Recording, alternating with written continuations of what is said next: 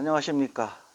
2021년도 세종포럼 네 번째 세미나를 시작하겠습니다. 오늘은 탈북 화가인 오성철 화백을 모시고 탈북인에 대한 사회 편견과 한반도 통일이라는 주제를 가지고 세미나를 진행하겠습니다. 오성철 화백은 이제 탈북한 지 한 10년 된 그 탈북 화가인데요. 그동안에 한남대학교 미술대학을 졸업하고 왕성하게 작가로서 활동하고 있습니다. 탈북인들의 숫자가 지금 상당히 많이 늘어나서 이제 탈북인들에 대한 문제는 우리 대한민국이 꼭 안고 가면서 하나씩 풀어가야 될 그럴 문제이기도 하고, 또 한반도 비핵화를 비롯한 평화 정착을 위해서도 소중한 역할을 해야 될 그럴 존재가 됐습니다.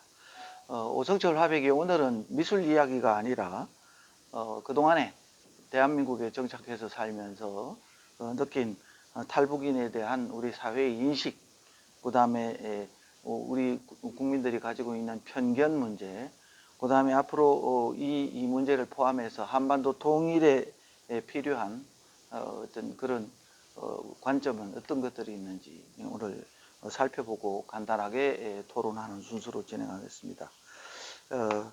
그러면 지금부터 오성철 화백으로부터 주제 발표를 간단하게 듣도록 하겠습니다. 안녕하세요. 북한이 고향이고요. 지금 예술가로 활동하고 있는 오성철입니다. 오늘 세종포럼에서 탈북인 주체로서 제가 탈북인에 대한 사회평균과 미래 한반도 통일에 대한 문제를 이렇게 말할 기회를 주게 돼서 대단히 감사합니다. 그리고 또 이 토론의 내용, 이 발췌한 글 중에 제 주관적인 시각이 많이 이렇게 개입이 됐는데, 또 그것에 대해서 판단이 좀 다르더라도 많이 양해해 주시기를 부탁드립니다. 그래서 첫 번째는 차이에 대한 인간의 속성과 한반도 통일에 대해서 개념을 다시 보기입니다. 그래서 먼저 사람들이 편견에 대한 사건들이나 어떤 사회 통합적인 어떤 현상학적인 사건들을 보기 전에 인간이 가지고 있는 속성에 대해서 편견은 무엇인가, 그리고 한반도의 통일은 어떻게 접근해야 되는가의 문제를 먼저 이야기해 보려고 합니다. 우리말에도 거짓말이 100번 들으면 사실이라고 믿는 말이 있는데, 문제는 사실이냐 거짓이냐를 판단하는 어떤 인식 체계가 가장 익숙하냐, 그리고 그게 확실한 형상으로 굳어져 있느냐에 따라서 이렇게 판단하는 어떤 의식 판단의 오류에 대한 얘기를 합니다. 그래서 제가 대한민국에 와서 이제 10년을 살았는데, 통일을 주장한다, 왜 약간 민족과 통일 이 문제는 대단히 북과 남 사이에서 대단히 공론화된 그런 말이고요. 통일을 주장하는 사회 이론이냐 아니냐에 대한 문제는 있어도 통일을 어떻게 현실적으로 해야 되는지에 대한 구체적인 방법론이 잘 없었어요. 그거 말하는 사람들도 잘 없었고요. 그래서 사실 통일부에서도 이제 북한은 우리 안보를 위협하는 적이지만 또 통일을 해야 되는 협력의 대상이다, 이런 되게 애매한 이제 용어가 이제 공식적으로 이제 통일 교육이나 이런 현장에서 많이 쓰이는데, 이런 걸 보면서도 그대로 이렇게 가는 게 좀 맞냐라는 생각이 들었어요. 그래서 요즘은 사회적으로 살아가면서 사람들이 보편적인 어떤 관념이 있어요. 프레임의 어떤 관념. 거기에 의문을 던지거나 반대를 하면 무조건 나쁘다고 하죠. 그래서 그 권위를 가진 것 속에는 평화도 있고요, 자유도 있고요, 또 통일이라는 것도 있고요. 이런 말들이 있는데, 제가 그런 관념들이 이제 보편화되면은 그 권위를 가지면서 거기에 대한 어떤 실용적인 방법론이 있는 것이 아니라 되게 상투적으로 어떤 어떤 텍스트에 기와 어떤 기표가 있다면 기의는 다 사라지고 기표만 동그라미 남는 그런 현상들이 있단 말이에요. 그래서 그런 것들에 대해서 이제 보려고 합니다. 그래서 통일이 주체는 그 남한 사회와 북한 사회 우리 둘이잖아요. 그런데 여기에 또 이제 국제사회 문제도 있고. 근데 우리 대한민국에서는 이제 북한을 직접적으로 이제 경험을 할 수가 없어요. 그래서 직접적으로 경험을 할 수 없기 때문에 상상을 통한 어떤 간접적 경험을 하는데 상상을 하게 하는 어떤 개체 요소들을 이제 그게 논리적으로 맞냐 안 맞냐에 따라서 되게 이상하게 또 상상을 할 수도 있고 현실을 바로 볼 수 있는 그런 요건들이 많이 부족하다고 생각합니다. 그래서 작년도 2020년 12월 달에 그 통일부 자료에 의하면 그 이제 북한을 탈출해서 남한에 이제 정착했던 분들이 3만 5천 명이라고 해요. 우리나라에 실제 거주하는 사람들은 한 2만 7천여 명 되고요. 그런데 그 사람들이 다 이렇게 그 뭐 자기가 이렇게 탈북한 원인들이 서로 막 다르겠지만 가장 공통적으로는 뭐냐면 인간으로서 그 자기 삶을 더 이렇게 살기 위해서 왔다는 것입니다. 한마디로 말하면 그 이제 우리 난민 하는데 분쟁 지역에서나 살아가기 위해서 자기 생존을 위해서 이렇게 이렇게 오는 사람들이잖아요. 특성이 좀 유사하다고 생각해요. 북한에선 도저히 살 수가 없기 때문에 다 온 거단 말이에요. 대부분은. 그러면 난민이 한 3만 5천 명이 우리 사회에 같이 융합이 돼서 살아간다라고 하는 것은 그만큼 이제 많은 문제들이 제기된다고 생각합니다. 그래서 그 제기되는 문제들 속에 그 어떤 이질성, 서로 다름의 어떤 이질성과 그게 충돌하는 과정 속에 이제 생기는 문제들인데, 그래서 그 문제들을 너희 시각에서 맞냐, 우리 시각에서 맞냐라는 게 중요한 게 아니라 그 이질성을 우리가 어떻게 수용하고 극복하고 이해하고 바라봐야 되는가에 대해서 이제 먼저 이 개념적인 얘기를 하는 겁니다. 그래서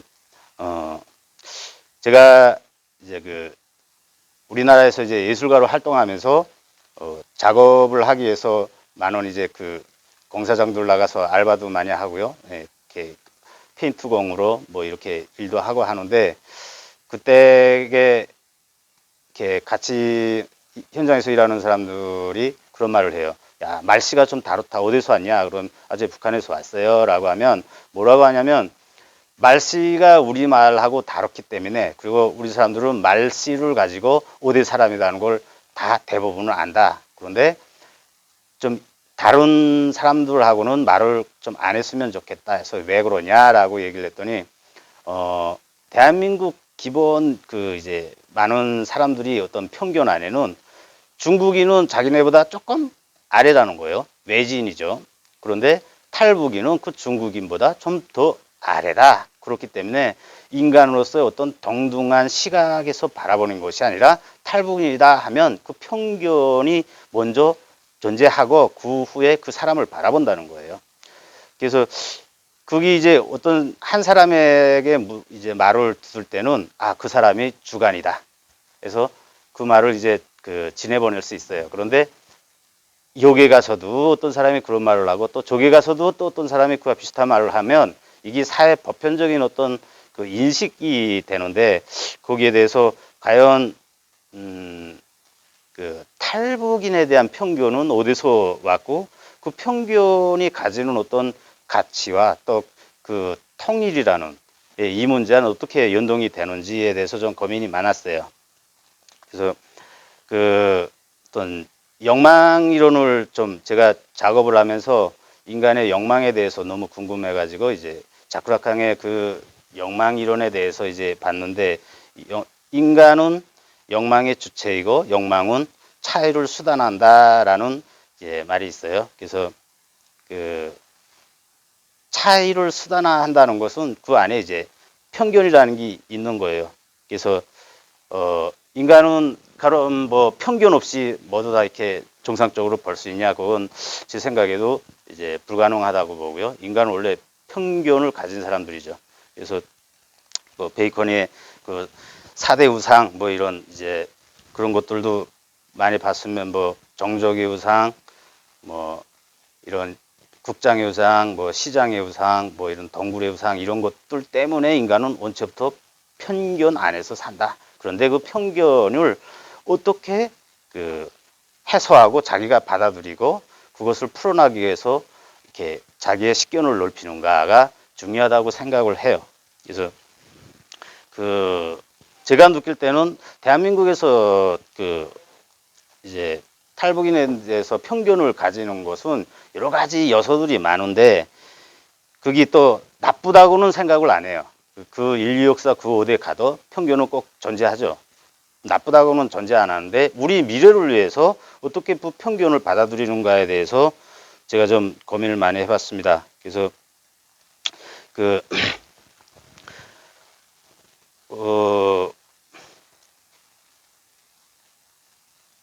이제 우리 뭐 한 가지 실례로 이제 우리 누구나 평등해야 된다 하는데 그 한 유명한 호모사피엔스의 저자 뭐 유발 하라리도 얘기했듯이 그 누구나 인간이 평등했다면 인류는 멸종했다, 진화하지 못했다 이런 말을 해요. 그러면 이제 그 평등이라는 말에 무엇이 평등해야 되고 무엇이 평등하지 않아야 되냐 하는 그런 말도 있는 것 같아요.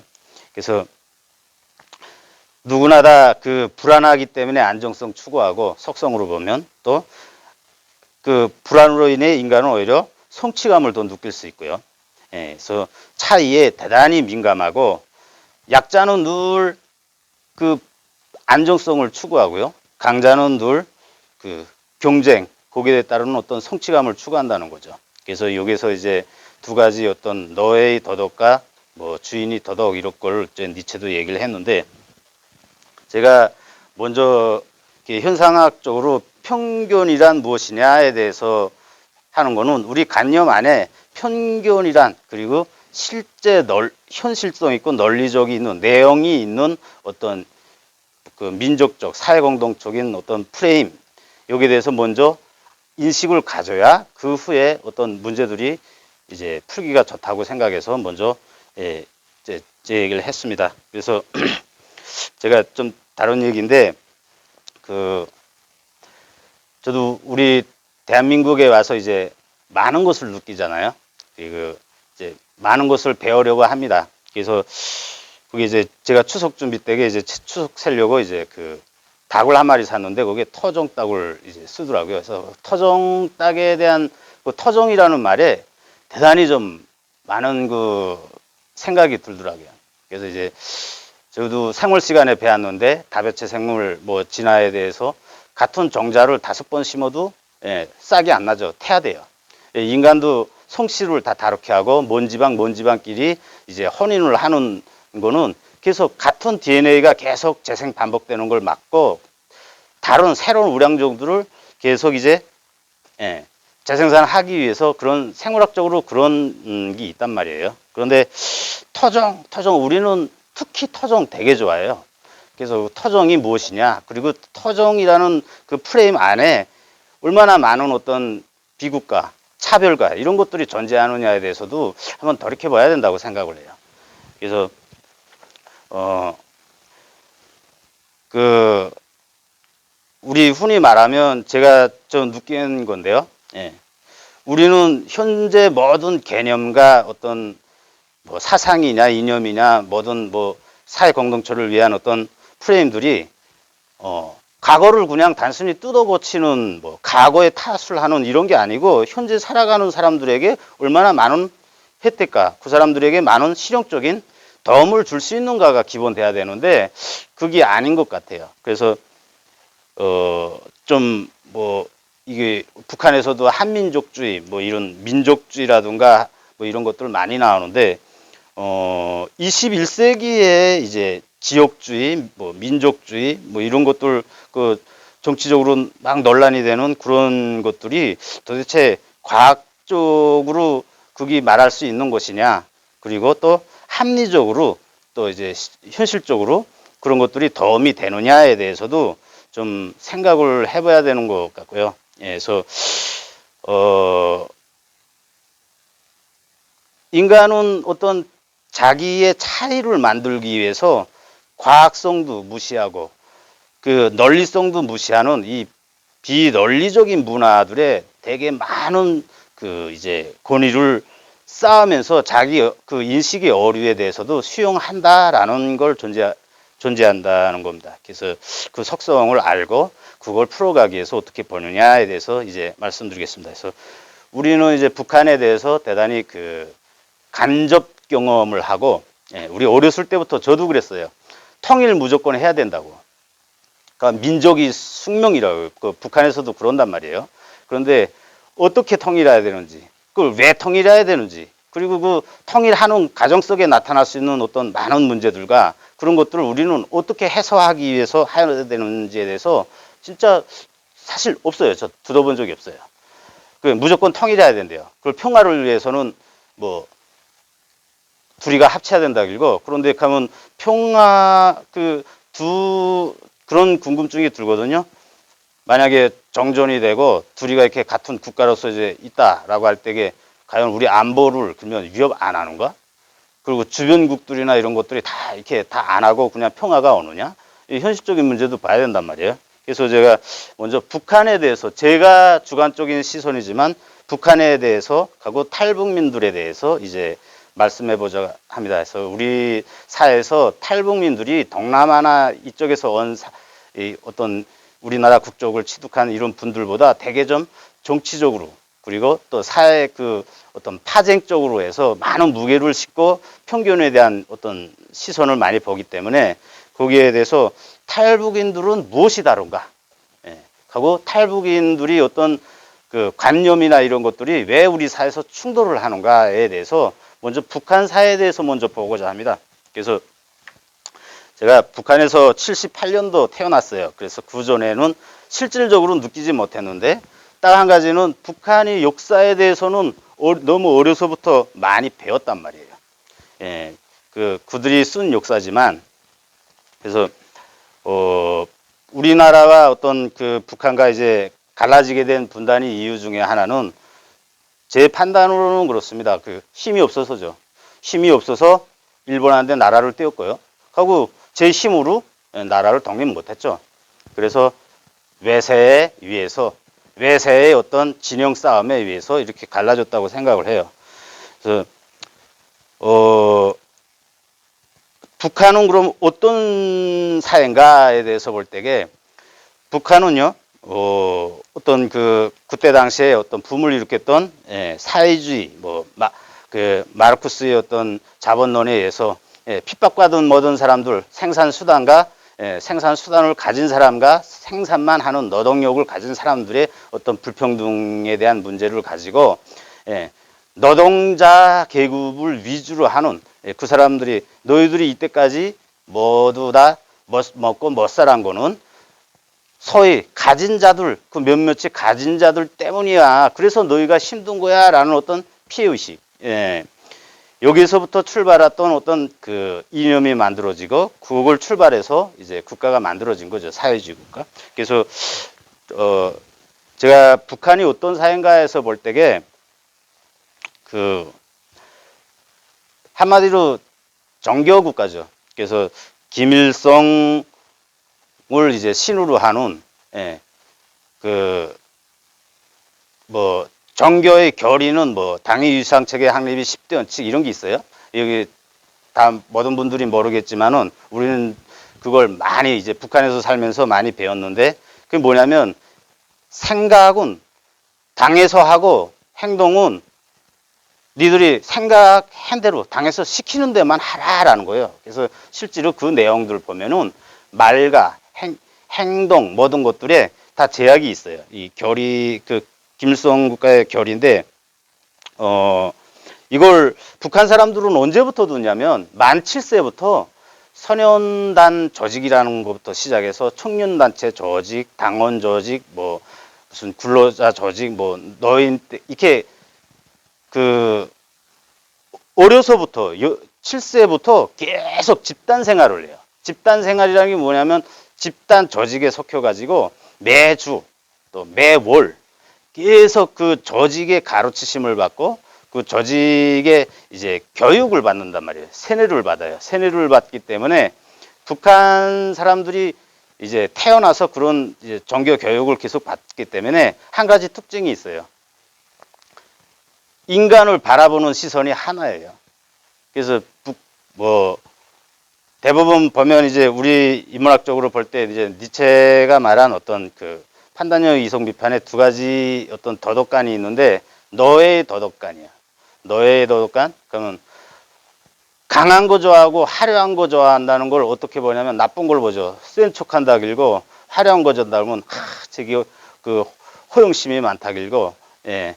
또 이렇게 자기 주관적인 거 보면 고집이 많다 길고 예. 이런 것들이 많아요. 또 더러운 거 보면은 되게 소박하다고 하고 예. 이런 어떤 그 관념들이 딱 있는데 그걸로 이제 인간을 투사하고 봐요. 그게 자기가 스스로 만들어낸 어떤 도덕적 관념인가에 대해서 생각하는 게 아니라 우선 자기화됐어요. 이렇게 계속 교육을 받다 나니까 이제 세상을 보고 또 사람을 보고 하는데 어떤 그 판단의 척도가 자기화돼서 너무 세뇌받은 걸로 그래서 그걸로 모든 걸 본단 말이에요. 그런 사람들이 우리나라에 와서 이제 문화의 다양성 뭐 이런 것들을 보면은 북한에서는 사람이란 무엇인가에 대해서 딱 한 문장으로 사람은 착해야 된다, 양심적이어야 된다, 뭐 마음이 오려야 된다, 뭐 어떻게 이렇게 그 좋은 말들만 딱 배웠는데 그걸 보고 우리나라에 와서 딱 보면 어떻겠어요? 충격이죠. 충격이고 되게 좀 적응하기가 힘들죠. 이게 이제 첫 번째 우리 탈북인들이 대한민국에 와서 마주치는 어떤 그 편견의 어떤 요소고요.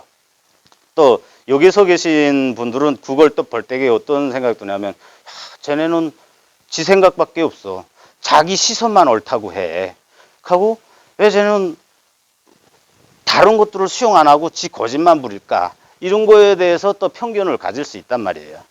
그래서 이제 모든 그 인간의 어떤 자아와 자기 세계관이 형성되는 건 교육에 의해서 형성이 되는데 그 교육 안에 국가가 어떤 정교화돼 가지고 국가가 직접적으로 다 툴을 만들어서 이제 교육을 할 때에는 예, 좀 큰 많은 문제가 제기되죠. 그래서 그런 것들도 있고 이제 탈북인들이 그 어떤 북한의 어떤 그 특수한 그 교육 제도, 예, 통제 제도, 국가 그 통치 시스템의 어떤 그 툴 안에서 이제 빚어낸 그런 이제 아주 일방적인 그런 그 세계관을 가지고 있고 관념을 가지고 있는 데 대해서 이제 말씀드렸습니다. 근데 또 제가 우리나라에서 10년간 살아보면서 저도 또 느끼는 게 있어요. 그럼 우리나라는 그러면 다양성의 존중이나 뭐 많은 어떤 그 편견이 없이 좀 이질성에 대해서 공정하게 바라볼 수 있는 저도 좀 의문이 가요. 그래서 제가 이제 대한민국에서 이제 10년 동안 이제 인문학계 다른 부분보다는 이제 뭐 그림을 그리거나 예술 분야 뭐 하고 또 뭐 그 뭐 철학에 좀 관심 많아 가지고 예 그런 학술 분야 이게 교수님들과 이제 교류를 많이 하면서 느꼈던 건데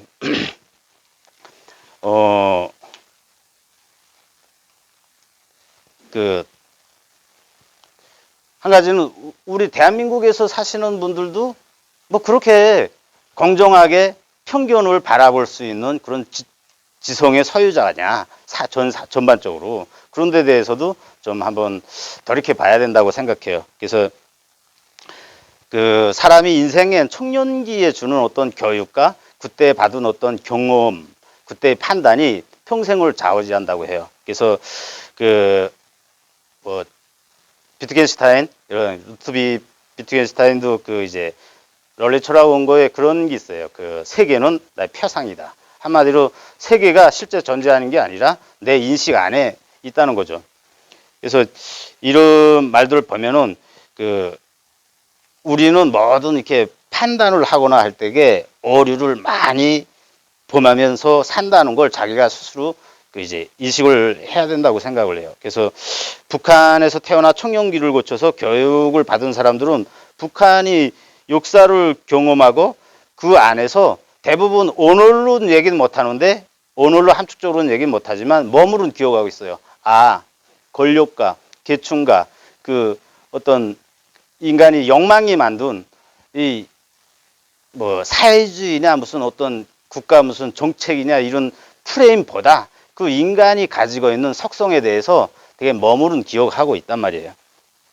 그래서 요즘에 우리나라에서도 제가 경험을 하면서 좀 비슷한 현상이 일어나는데 거의 뭐 100년 전 거의 100년 전 현상이죠. 한 75년 그 북한에서 사회주의 그 국가가 설 때에 지주도에 있던 땅을 뭐 농사를 직접 짓는 농민들에게 뭐라는 구월로 땅을 다 국가가 무력으로 공권력으로 다 빼들었단 말이에요. 터지 개혁을 하고 그걸 내 개인당 농민들한테 막 넣어놔줬어요. 공짜로 넣어놔줘서 사람들이 와 땅이 없던 내가 막 이제 땅이 생겼다. 공짜 땅 내 땅이 생겼다 해서 김일성을 막 이제 숭배를 하죠. 그런데 그게 한 1년 반 있다가 사회주의 협동조합 한다고 하면서 그걸 이제 모두 다 이제 무상으로 또 빼들어 가지고 그때는 국가가 공짜로 줬는데 이건 누구의 소유물이 아니라 국가의 소유물로 너도 국가의 주인이라는 형식으로 해서 다 빼들어 가지고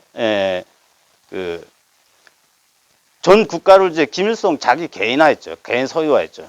뭐 그때 그런 현상들이 좀 비슷비슷한 현상들이 자꾸 우리 사회에서도 나타나는 것 같아요. 그걸 또 요구하고. 그래서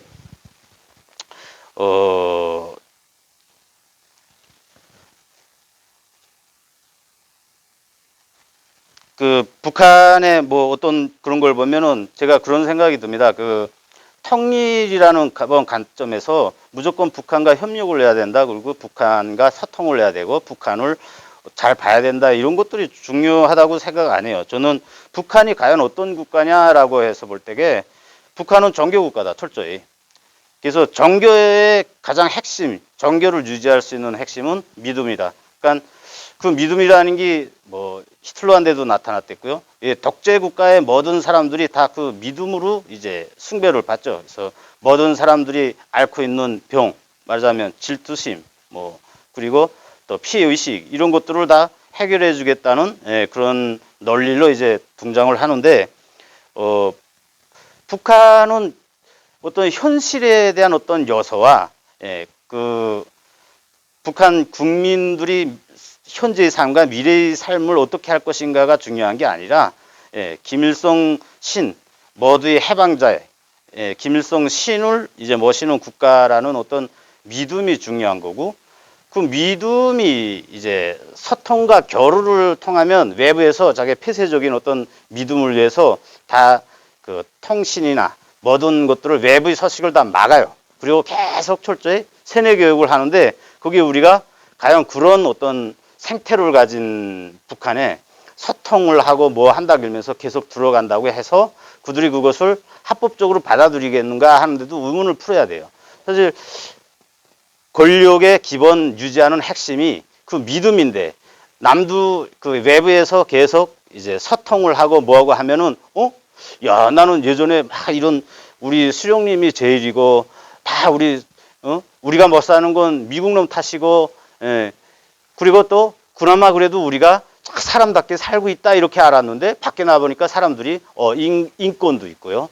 자유도 있고요. 자기가 노력하면 그만큼 자기 선택권도 많고요. 이런 데 대해서 보면 그 믿음이 종교에 대한 믿음이 깨질 거 아니에요. 그러면 그 믿음을 깨지 않기 위해서는 소통이나 협력을 바라볼 것인가에 대해서도 그 계속 상투적으로 그냥 이용하는 것보다는 좀 현실적으로 봐야 된다고 생각을 하고요. 그래서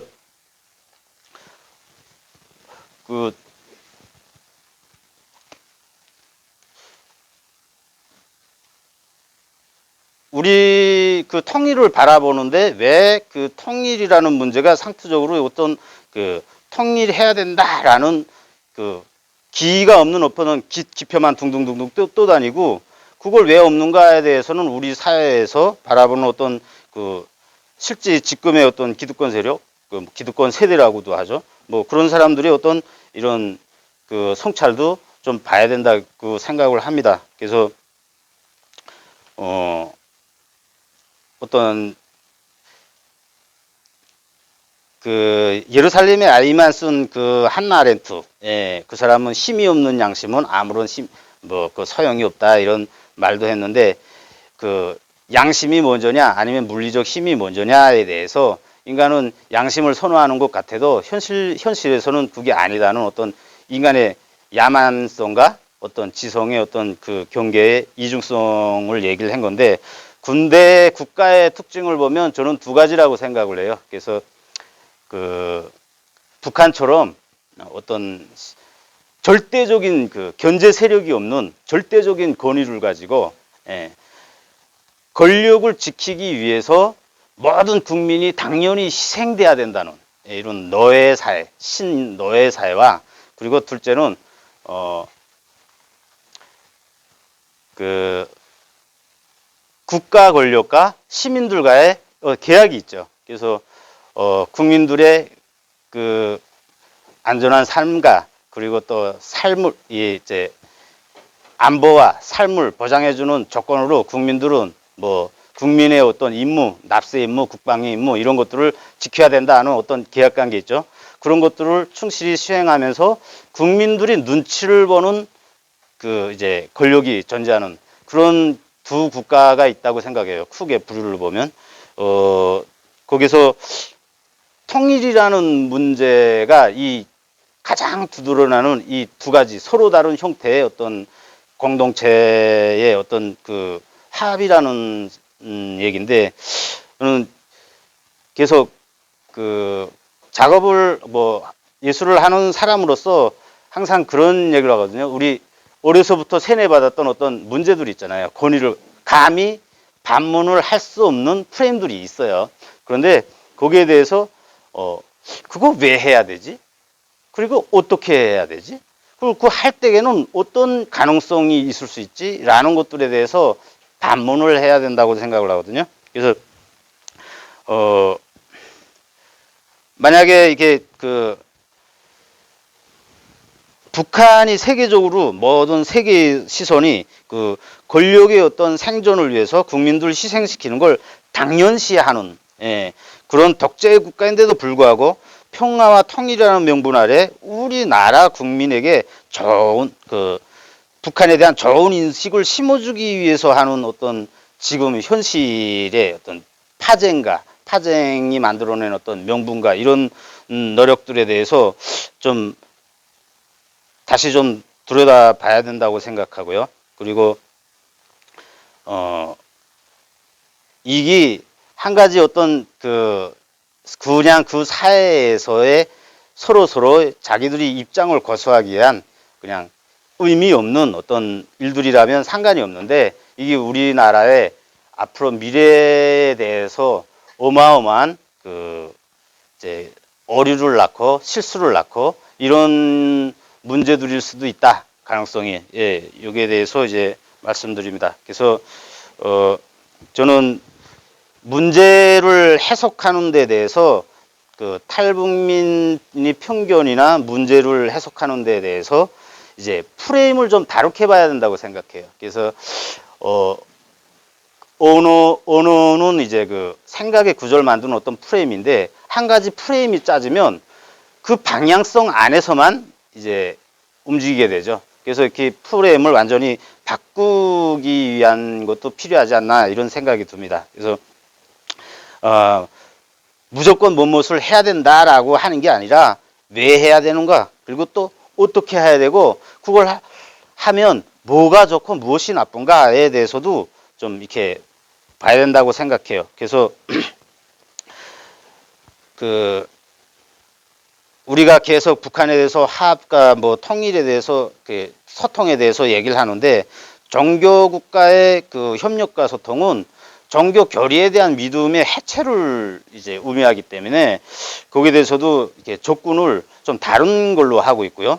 그리고 탈북민에 대한 편견에 대해서도 프레임을 좀 바꿨으면 좋겠어요. 그래서 탈북민이라는 용어를 뭐 누군가는 필요성에 의해서 지어졌을 거예요. 그래서 탈북민이라는 언어 자체가 이제 그 편견성을 담은, 예, 이제 차이를 담은 용어단 말이에요.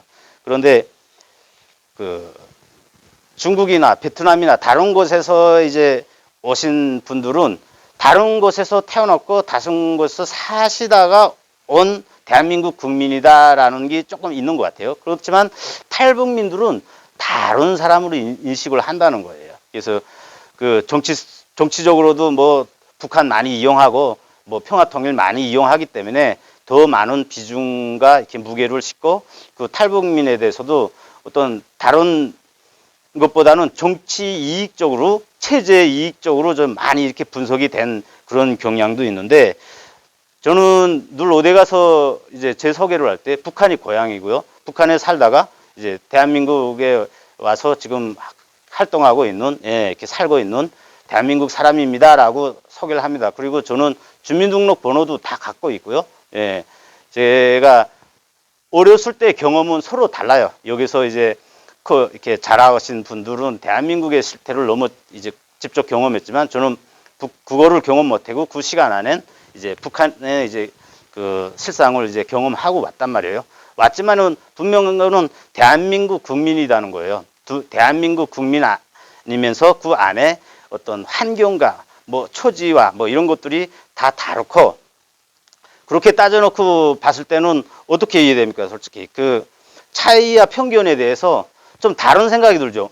그러면 여기서 태어난 사람들도 서로 지방에 따라서도 다르고 같은 지방에서 살았어도 서로 다르잖아 라는 편견에 대한 어떤 높은 담장이 좀 허물어질 수 있다고 생각해요. 그래서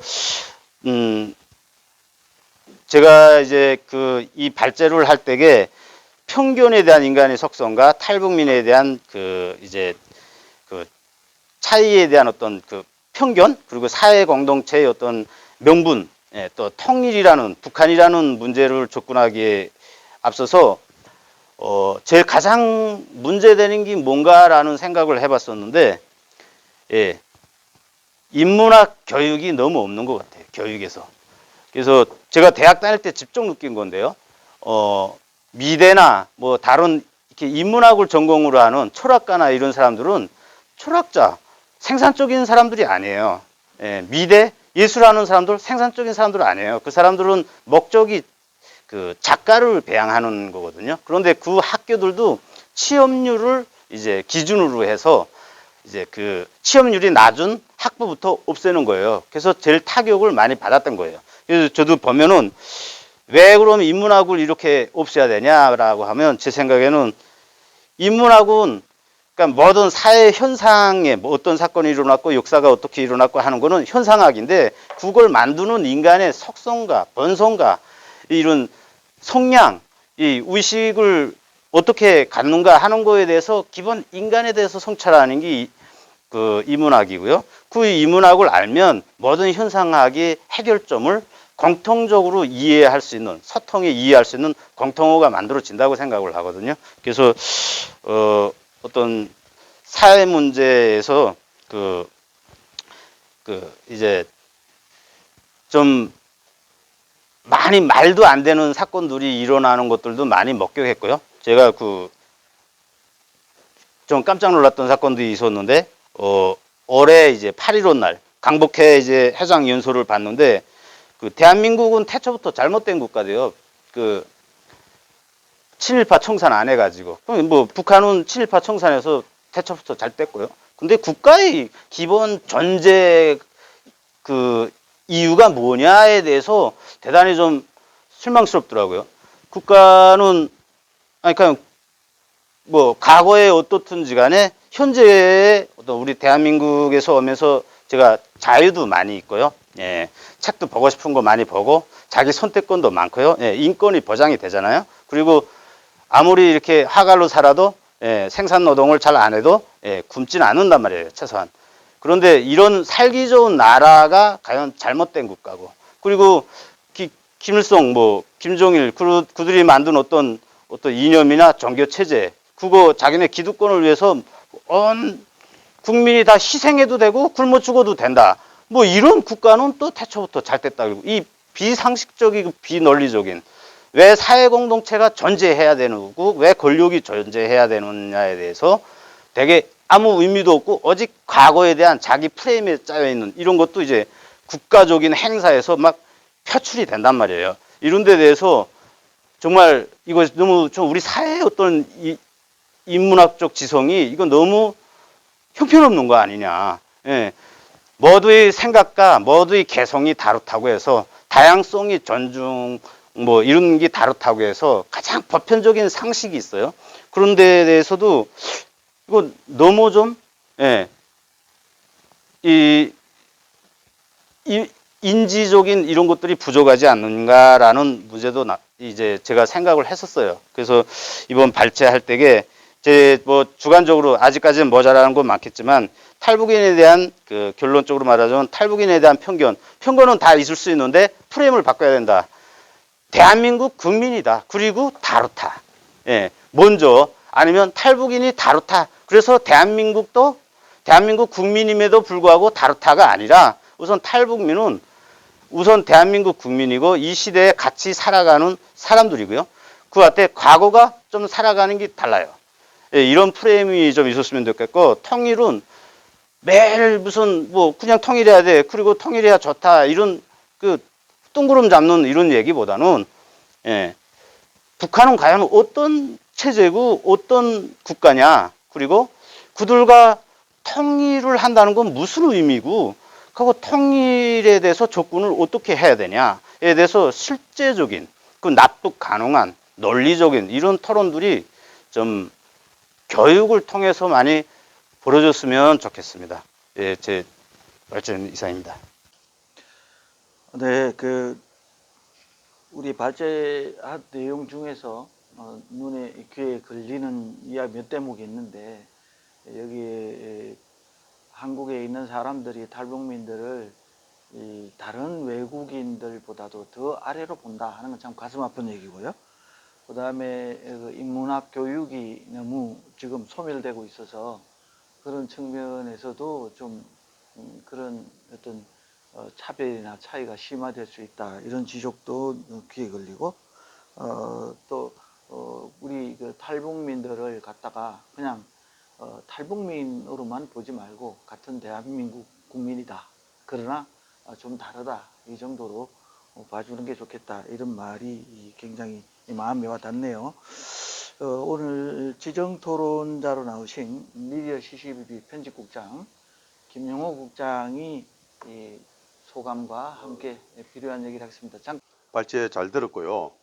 저는 보면서 들으면서 어떤 생각을 했냐면은 어떤 요즘 세상은 정말 탈북민뿐만 아니라 그야말로 가진 자와 갖지 못한 자 또 더 좁히면은 어떤 집에서 태어나서 어느 지역에 사느냐가 사람의 신분을 규정짓는 가장 중요한 요소로 이렇게 탈바꿈된 거 아니냐 하는 정도로 물론 제가 말하는 게 전부는 아닐지라도 최소한 예전과는 다르게 옛날에는 저희들이 어떤 직업을 가졌느냐 최소한 또한 그 사람이 어떠한 가치관을 가졌느냐가 그 사람을 판단하는 가장 중요한 요소였는데 지금은 완전히 이제 아까 말씀드린 대로 어떤 집에서 태어났느냐 또 지금 네가 어느 집에서 또 어떤 집을 소유하고 있느냐가 그 사람의 어떤 인격까지도 다 이렇게 점지하는 세상이 되어버린 것 같습니다.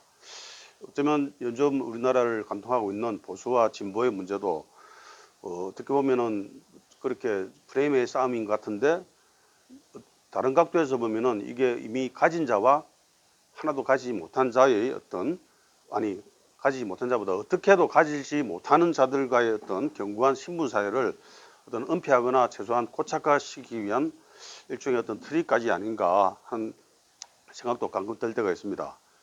물론 자신들이 살고 있는 집의 형태와 그 지역 돈의 유무에 따라서 사람이 휘거든 사회는 결코 정의로운 사회라고 할 수 없을 것은 불문가지일 것입니다. 근데 이런 맥락에서 보면 탈북인들 역시 탈북민입니까? 어떤 종인지 모르겠는데 저는 이따가 입에는 저희 탈북인이라 했는데 탈북민이 더 사실은 대한민국이라는 국민이라는 입장에서 앞으로 탈북민을 써야 되는 생각이 들었는데 탈북민들 역시 이 지금 현재 사회에서 어떤 우연한 로또 같은 행운이나 어떤 기적이 말고는 자신의 어떤 성실한 노력만으로는 어떤 지금의 환경을 바꿀 수 있는 어떤 그 구조가 없는 그런 좀 절망적인 사회가 아닌가 하는 생각이 문득 들었습니다. 우리나라도 지금 마찬가지로 여러 가지 지금 코로나 사태로 경제적 약자들이 속출하고 있는데 이러한 경제적 약자들의 어떤 희생의 대가를 통해서 또 그런 어떤 이런 불평등 사회가 더 고착화 되는 거 아닌가 하는 그런 생각도 같이 해보면서 좀 우울한 생각도 들기도 했고요. 결론적으로 어떤 자신이 어떤 노력을 해도 어떤 이런 빈곤과 신분의 울타리를 벗어날 수 없다고 어떤 체념하게 된다면은 아마 우리 사회는 결코 어떤 활력이 있을 수 없을 것입니다.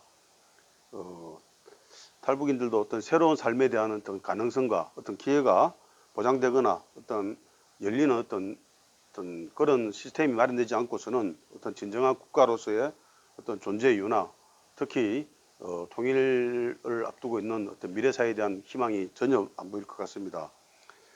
어쨌든 우리 사회 앞으로 나가야 할 방향은 이러한 가진 자들과 갖지 못한 아니 어떻게 해도 가질 수 없다는 어떤 절망감에 사로잡혀 있는 이런 사람들 간의 어떤 분리가 아니라 서로가 어떻게 같이 어울릴 수 있는 그런 소통의 공간, 소통의 어떤 시스템이 마련되어야 된다고 절실한 생각이 듭니다. 그러면서 우리가 항상 또 실망하면서도 또 번번이 기대도 하지 않지만 정부에서 특단적인 어떤 사회적 약자나 특히 탈북민들과 관련된 정책 중에서 어떤 패러다임의 변화가 하루속히 왔으면 좋겠다는 생각을 해봅니다. 감사합니다. 다음은 오늘 역시 지정토론자로 참석하신 중부일보 김재덕 부장께서 소감을 말씀해 주시겠습니다.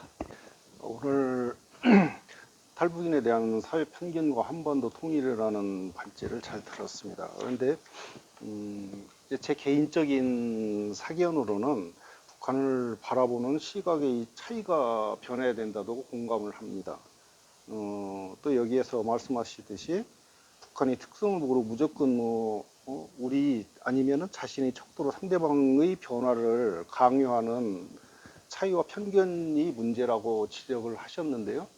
그것도 상당 부분은 대부분 다 맞다고 생각합니다. 그런데 다른 한편으로 본다 그러면은 탈북민이라는 말이 바뀌어야 되는 것은 당연한데 탈북민들도 우리 사회에 적응하고 우리 사회에 즉 북한 체제에서 생활했던 그 방식은 빨리 버려야 된다고 생각합니다. 우리 체제에 빨리 동화를 하고 왜 대한민국이라는 나라를 왔으면 그 공산주의 체제와 자유민주주의 체제는 완전히 자본주의 체제라고도 볼 수 있는데 완전히 다른데 그 공산주의 체제만 자꾸 생각하고 하는 그런 경향도 상당히 있다고 봅니다. 우리가 한 예로 적당할지 모르지만 미국을 간다 그러면은 미국의 이민을 간다면 미국 사회에 우리가 맞게 바뀌어야 됩니다. 미국 사회가 우리를 바뀔 수가 없는 거고요. 그러다 보면은 거기에는 이제 여러 가지가 있는데 물론 아까 말씀하셨듯이 말투도 있고 아니면 행동이라든지 생각 사상이라고 할까 그 생각의 차이도 많이 있지만은 그 모든 것은 내가 먼저 바뀌어야 됩니다. 그래야 그 사회에 빨리 더 동화라고 할까 적응을 할 수 있다고 봅니다.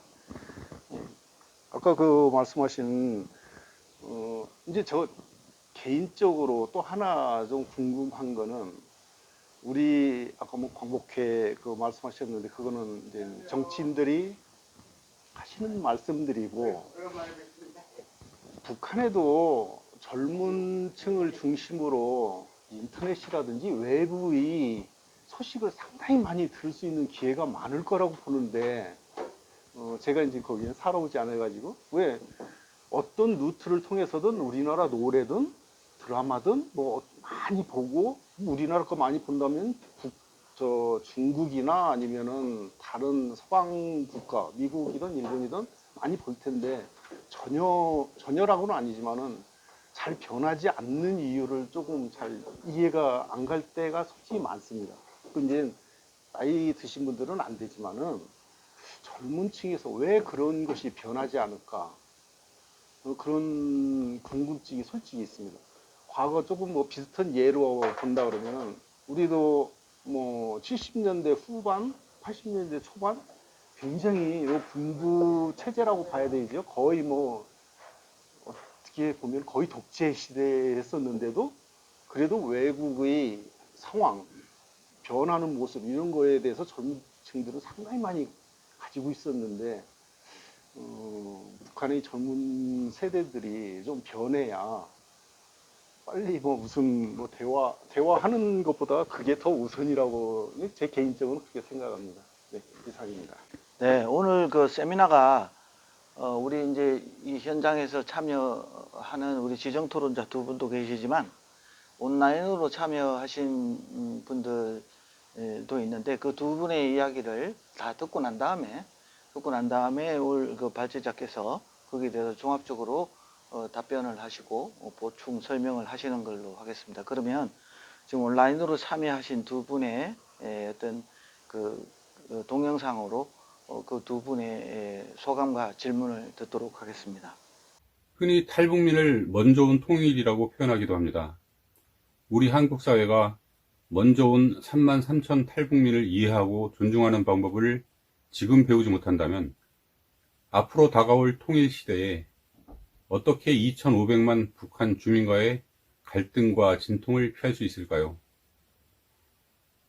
그만큼 탈북민에 대한 이해와 존중은 통일 시대를 대비해 꼭 필요한 가치 정립이라는 오성철 작가님의 생각에 동의합니다.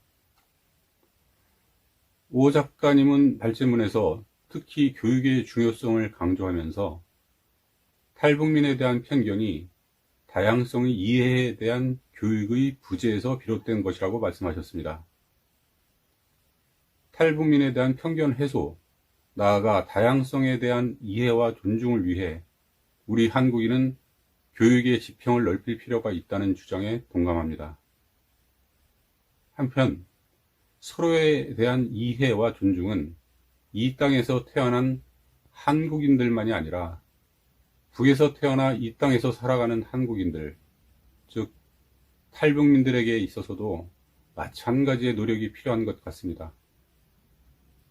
앞서 지적하신 대로 아직 다소의 병폐가 남아있는 한국이라는 점을 감안하고서라도 현재 오성철 작가님을 비롯한 탈북민들은 한국 사회와 문화를 이해하고 존중하기 위해 어떤 노력을 기울이고 있는지, 아울러 앞으로 어떤 노력을 기울여야 하는지 진단해 주시기 바랍니다. 오성철 작가님이 탈북민의 한 사람으로서 대한민국 사회를 지난 10년간 살아오면서 조금 전 발제문에서 말씀하신 공사장에서 겪은 탈북민에 대한 편견 외에 본인이 경험한 또 다른 편견 사례가 있으시면 말씀해 주시고, 탈북민들이라면 을에 겪게 되는 대표적인 편견 사례를 몇 가지 소개해 주실 수 있을까요?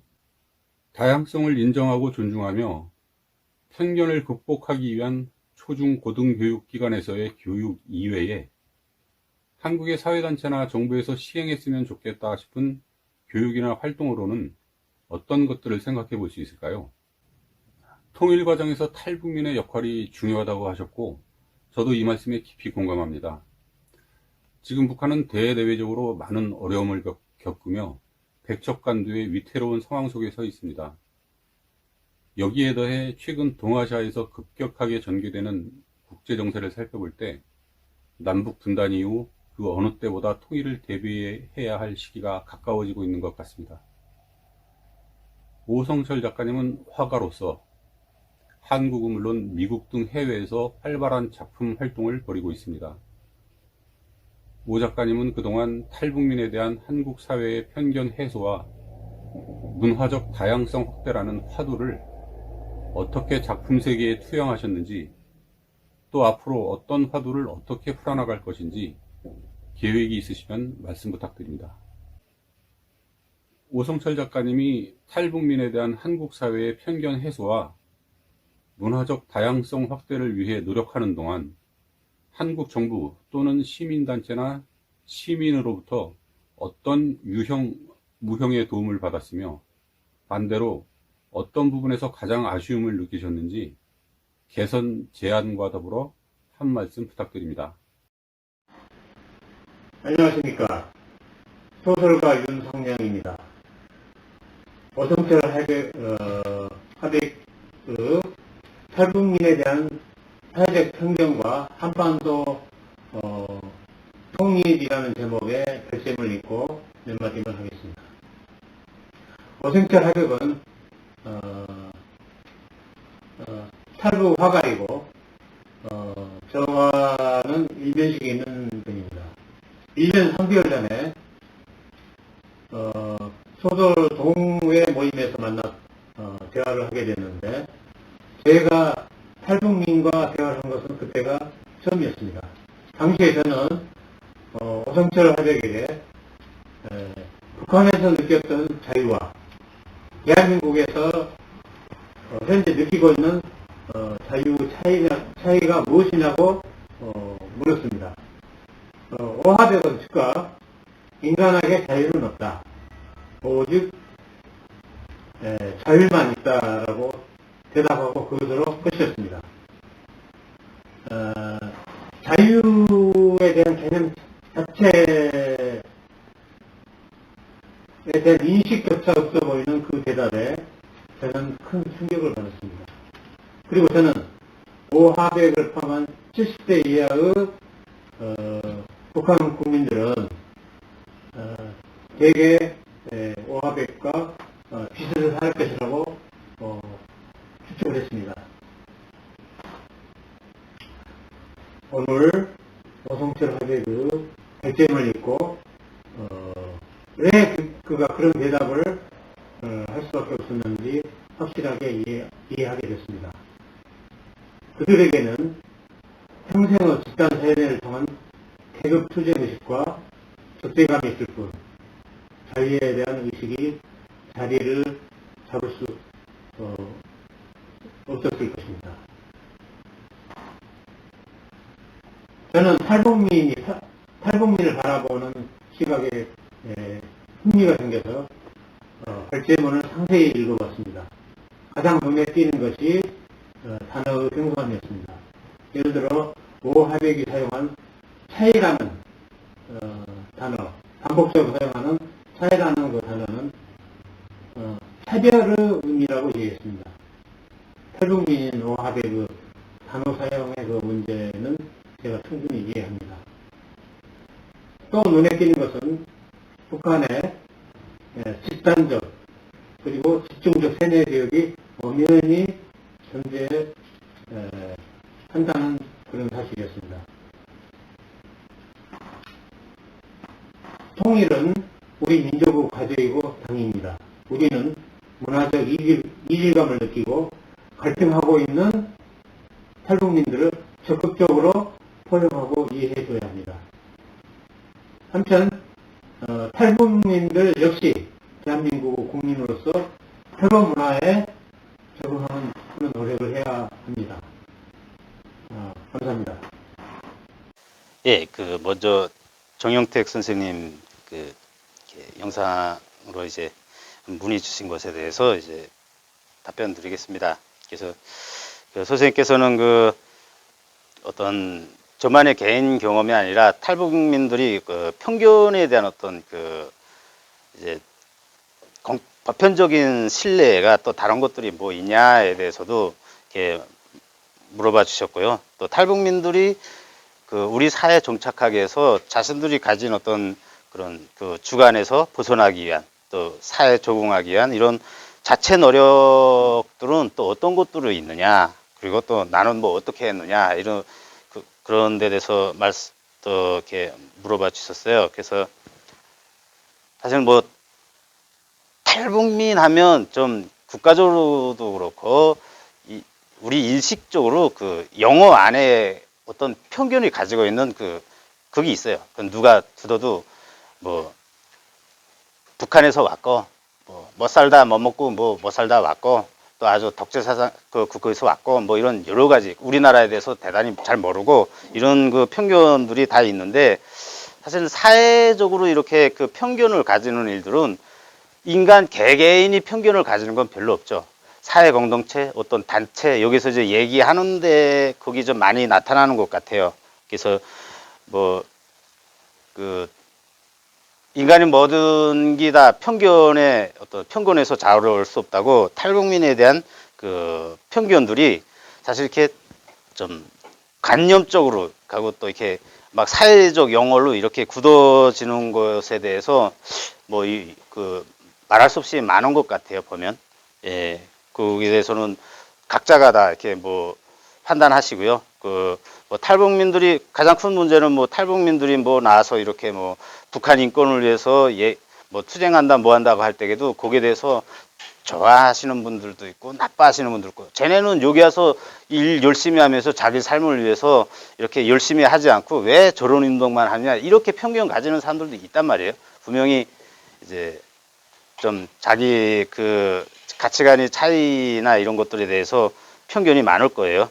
그래서 뭐 거기에 대해서는 제 개인의 어떤 경험상 얘기할 게 아니어가지고, 그 선생님께서 이제 사회 뭐 저보다 더 많이 잘 아시라고 생각합니다. 그리고 뭐 작품 기획에 대해서 그 탈북민으로서 이렇게 작품 기획에 대해서 물어봤는데, 저는 탈북민으로 살려고 대한민국에 온 게 아닙니다. 그래서 저는 그 북한에서 이제 포스터만 하다고요. 예, 정치 포스터만 하다가 자유롭게 내 인생, 내 그림을 그리고 싶어서 대한민국에 왔고요.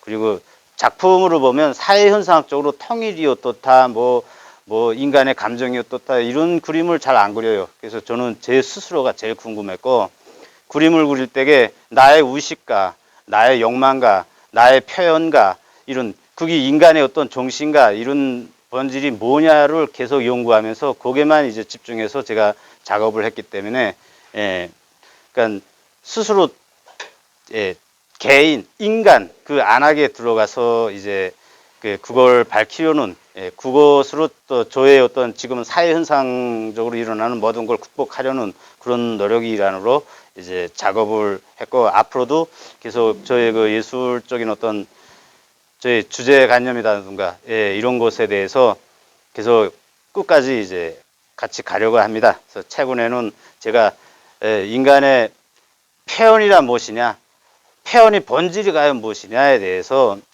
작업하고 있고요. 그리고 한국 정착 시 그 우리 한국 대한민국에 사시는 분들한테 무용에 유용에 그 이제 그 도움을 많이 받았다는데, 실제 밖에 표면에 나가면 편견이 있다 뭐 있다 하겠는데, 실제 삶에 가서는 저는 너무 많은 그 도움을 받고 삽니다, 사실.